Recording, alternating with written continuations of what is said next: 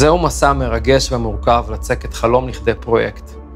לנקות את הפנטזיות והרעשים, ומתוכם לזקק את המהות, האמת והפשטות. כל יצירה מתחילה את דרכה באיחוד חומרים, לכדי מסה נוזלית וזורמת, אשר מתלכדת, מתחברת ומעתיקה את פני השטח.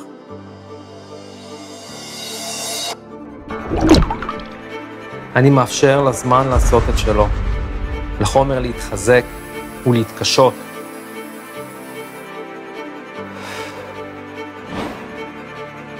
השלב המרגש ביותר בתהליך הוא לידת האובייקט.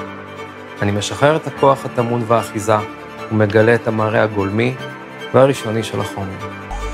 אני מטפל ביסודיות בפני השטח על ידי שחיקה מכוונת ומתוכננת, וחושף את השכבות הנסתרות לאוויר העולם. כל אובייקט שיוצא מהסטודיו הוא פריט יחיד במינו, שנוצר בעבודת יד בתוך ידע עמוק, ניסיון רב ואהבה גדולה לחומר. היופי הוא שהכל אפשרי בעיצוב. אני שמואל, הבעלים של סטודיו לינסקי דיזיין.